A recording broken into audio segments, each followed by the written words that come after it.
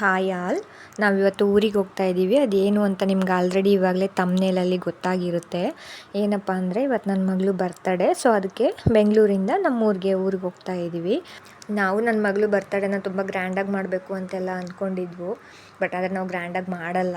ಯಾಕಂದರೆ ನಮ್ಮ ಹತ್ರ ಗ್ರ್ಯಾಂಡಾಗಿ ಮಾಡೋವಷ್ಟು ದುಡ್ಡಿಲ್ಲ. ಸೊ ದುಡ್ಡು ಇದ್ದಿದ್ರೂ ಕೂಡ ನಾವು ಗ್ರ್ಯಾಂಡಾಗಿ ಮಾಡ್ತಿರ್ಲಿಲ್ಲ. ಯಾಕಂದರೆ ನಮಗೆ ಒಂದು ಆಸೆ ಇತ್ತು, ನನ್ನ ಮಗಳದು ಬರ್ತಡೇಗೆ ಯಾವುದಾದ್ರೂ ಅನಾಥಾಶ್ರಮಕ್ಕೆ ಹೋಗಿ ನನ್ನ ಮಗಳ ಹೆಸರಲ್ಲಿ ಅನ್ನದಾನ ಮಾಡಿಸ್ಬೇಕು ಅಂತ ನಮ್ಗೆ ಆಸೆ ಇತ್ತು. ಆ ಆಸೆ ಈ ವರ್ಷ ಈಡೇರಿಲ್ಲ ಅಂದರೆ ಇನ್ನೊಂದು ವರ್ಷನಾದರೂ ಈಡೇರಲಿ ಅಂತ ನಾವು ಕೇಳ್ಕೊತೀವಿ ಅಷ್ಟೇ. ಇನ್ನೇನು ಊರಿಗೆ ಹೋದ್ಮೇಲೆ ನಮ್ಮ ಮನೇಲಿ ಇರುವಂಥ ಫಸ್ಟು ಮೆಂಬರ್ ಇವರೇನೆ. ಸೊ ಇವ್ರನ್ನ ಹಂಗೆ ನೋಡ್ಕೊಂಡ್ಬಿಟ್ಟು ಮಾತಾಡಿಸಿ ಒಳಗಡೆ ಹೋದ್ವಿ. ಒಳಗಡೆ ಹೋದರೆ ನನ್ನ ಮಗಳು ಫಸ್ಟು ಎಲ್ಲ ಅಪ್ಪ ಅಮ್ಮ ಅಂತ ಓಡಿ ಬಂದರೆ ನನ್ನ ಮಗಳು ಮೆಹಂದಿ ಹಾಕಿಸ್ಕೊಂಡ್ಬಿಟ್ಟು ಬರ್ತಡೇಗೆ ಆಲ್ರೆಡಿ ರೆಡಿ ಆಗಿಬಿಟ್ಟು ಬಳೆ ಕೂಡ ತೊಡಿಸ್ಕೊತ ಕೂತಿದ್ಲು. ಅವಳು ಬಳೆ ತೊಡಿಸ್ಕೊಂಡಾದ್ಮೇಲೆ ಅವಳಿಗೆ ಪೂರ್ತಿ ಎಲ್ಲ ರೆಡಿ ಮಾಡಿಬಿಟ್ಟು ಒಂದೆರಡು ರೀಲ್ಸ್ ಆದರೂ ಮಾಡ್ಕೊಳ್ಳೋಣ ಅಂತ ಕರ್ಕೊಂಡು ಹೋದೆ. ನನ್ನ ಮಗಳು ರೀಲ್ಸ್ ಮಾಡ್ತೀನಿ, ಮೊಬೈಲ್ ತೆಗೆದ್ರೆ ಸಾಕು, ಗೊಂಬೆ ಹಾಕೊಡು ಅಂತಾಳೆ.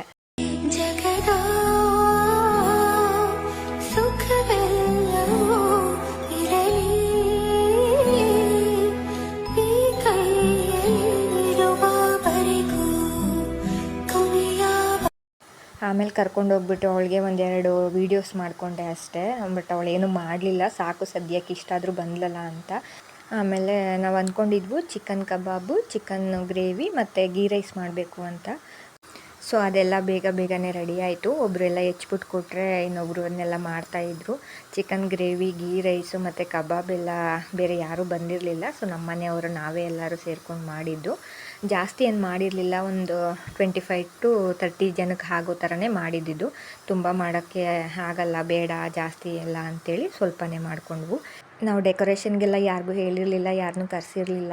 ನಮಗೆ ಹೆಂಗೆ ಬರುತ್ತೋ ಹಾಗೇ ಬಲೂನ್ಸ್ನ ತಂದುಬಿಟ್ಟು ಅದರಲ್ಲೇ ಡೆಕೋರೇಷನ್ ಮಾಡೋಣ ಅಂತ ಮಾಡ್ತಾಯಿದ್ವು. ಹೆಂಗಿದ್ರು ಸಿಂಪಲ್ಲಾಗಿ ಮಾಡ್ತಾಯಿದ್ದೀವಲ್ಲ, ಅಷ್ಟೊಂದು ಏನಕ್ಕೆ ಖರ್ಚು ಮಾಡೋದು ಅಂಥೇಳಿ. ಹಾಗೆ ಈ ಕಡೆ ಗೀ ರೈಸು ಮತ್ತು ಕಬಾಬು, ಚಿಕನ್ ಗ್ರೇವಿ ಎಲ್ಲ ರೆಡಿ ಆಯಿತು. ಹಾಗೆಯೇ ಕೇಕ್ ಕೂಡ ತೊಗೊಂಡು ಬಂದರು. ಕೇಕ್ ತೊಗೊಂಡು ಬಂದು ಇನ್ನೇನು ಸ್ಟಾರ್ಟ್ ಮಾಡೋಣ ಕೇಕ್ ಕಟಿಂಗ್ ಮಾಡೋಕ್ಕೆ ಅಂತ ಅಂದ್ಕೊಂಡ್ವು. ಇವಳು ಆಮೇಲೆ ಕೇಕ್ ಕಟ್ ಮಾಡಿದ್ಮೇಲೆ ಬರೋಲ್ಲ, ಫೋಟೋ ತೆಗೆಸ್ಕೊಳ್ಳಲ್ಲ ಅಂತ ಮುಂಚೆನೇ 2 ಫೋಟೋಸ್ನ ತೆಗೆಸ್ಕೊಂಡು ಕೇಕ್ ಕಟಿಂಗ್ ಸ್ಟಾರ್ಟ್ ಮಾಡಿದ್ವು. ಸೊ ಕೇಕ್ ಕಟಿಂಗ್ ಆಯಿತು. ನಾವು ಯಾರ್ಯಾರಿಗೆ ಕರೆದಿದ್ವು ಅವರೆಲ್ಲನೂ ಬಂದು ನನ್ನ ಮಗಳಿಗೆ ಬರ್ತಡೇ ವಿಶ್ ಮಾಡಿಬಿಟ್ಟು ಅವ್ರ ಜೊತೆಗೆ ಒಂದೆರಡು ಫೋಟೋಸ್ನ ತಗೊಂಡ್ರು. ತುಂಬ ಚೆನ್ನಾಗಿ ಬಂತು. ನಮ್ಗನ್ಸಿದ ಮಟ್ಟಿಗೆ ಇದು ಚೆನ್ನಾಗಿತ್ತು ಅಂತ ಅನ್ನಿಸ್ತು. ನೆಕ್ಸ್ಟು ಬಂದವ್ರಿಗೆಲ್ಲ ನಾವು ಮಾಡಿರೋ ಅಡುಗೆನ ಕೊಟ್ಬಿಟ್ಟು ಅವರೆಲ್ಲ ಊಟ ಮಾಡಿಕೊಂಡು ಅವರು ಹೊರಟೋದ್ರು. ಸೊ ಇದಾಗಿತ್ತು ಬರ್ತಡೇ ವ್ಲಾಗು. ಇಷ್ಟೇ. ಇದಾದಮೇಲೆ ನಾವು ತಿರ್ಗಾ ಮಾರ್ನಿಂಗ್ ಬೆಳಿಗ್ಗೆ ಊರಿಗೆ ಹೋಗಬೇಕಿತ್ತು ಬೆಂಗಳೂರಿಗೆ. ಸೊ ನಮ್ಮ ಅತ್ತೆ ನಮ್ಮ ಮನೆ ಹಿಂದಗಡೆ ಒಂದು ಚಿಕ್ಕದು ಫಾರೆಸ್ಟೇ ಮಾಡಿದ್ದಾರೆ. ಅಲ್ಲಿ ನಿಂಬೆಹಣ್ಣು ಮತ್ತು ಮೂಸಂಬೆ ಹಣ್ಣು, ಈ ಸೀಬೆಕಾಯಿ ಪ್ರತಿಯೊಂದೂ ಅಲ್ಲಿ ಹಾಕ್ಕೊಂಡಿದ್ದಾರೆ. ಈ ನುಗ್ಗೆ ಸೊಪ್ಪು, ಈ ಪಪ್ಪಾಯ, ಈ ಬಾಟಲ್ ಲೀವ್ಸು, ಎಲೆ ಬರುತ್ತಲ್ಲ ಎಲೆ ಬಳ್ಳಿ, ಅದು ಎಲ್ಲನೂ ಅಲ್ಲೇ ಹಾಕ್ಕೊಂಡಿದ್ದಾರೆ. ಸೊ ನಮಗೊಂಥರ ಖುಷಿ, ಬೆಂಗಳೂರಿಂದ ಹೋದರೆ ಅದನ್ನೆಲ್ಲ ನಾವೇ ಕೈಯಲ್ಲಿ ಕಿತ್ಕೊಂಡು ತೊಗೊಂಡು ಬರ್ಬೋದಲ್ಲ ಅಂತ. ನಾನು ಸ್ವಲ್ಪ ಎಲೆ, ಆಮೇಲೆ ಈ ಸೀಬೆಕಾಯಿ, ನುಗ್ಗೆ ಸೊಪ್ಪು, ಇನ್ನು ನನಗೇನೇನು ಬೇಕಿತ್ತೋ ಅದನ್ನು ಸ್ವಲ್ಪ ಏನು ಬೇಕೋ ಅದು ಮಾತ್ರ ಎತ್ಕೊಂಡು ಬೆಳಗ್ಗೆ ಊರಿಗೆ ಹೋಗೋಣ ಅಂತ ರೆಡಿ ಆದ್ವು. ಅಷ್ಟೇ ಇವತ್ತಿನ ವ್ಲಾಗ್ ಫ್ರೆಂಡ್. ನಿಮಗೇನಾದರೂ ಈ ವಿಡಿಯೋ ಇಷ್ಟ ಆಗಿದ್ದರೆ ಲೈಕ್ ಮಾಡಿ, ಶೇರ್ ಮಾಡಿ, ಸಬ್ಸ್ಕ್ರೈಬ್ ಮಾಡಿ. Thank you.